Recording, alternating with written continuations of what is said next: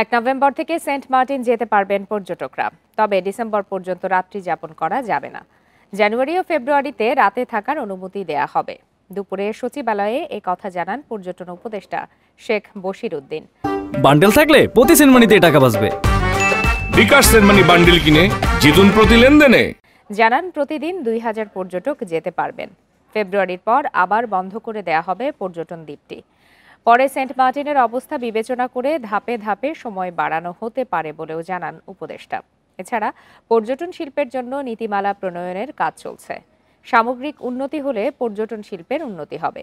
এদিকে শাহজালাল আন্তর্জাতিক বিমানবন্দরে 3rd টার্মিনাল কবে চালু হবে তা এখনো ঠিক হয়নি বলে জানান উপদেষ্টা।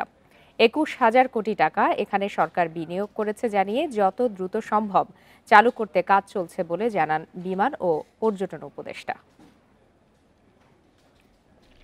আগে স্থানীয় পর্যটকদেরকে নিয়ে চিন্তা করতে হবে যে আমরা নিজেরা যারা আমাদের পারিবারিক উদ্দেশ্যে যে ভ্রমণগুলো করি সেগুলো নিরাপদ, সাশ্রয়ী এবং আনন্দময় করার প্রচেষ্টায় আমার ব্যক্তিগতভাবে সেটা আমার লক্ষ্য যে আমাদের নিজস্ব পর্যটকদের জন্য আমরা আরো কি ভালো ব্যবস্থা নিতে পারি।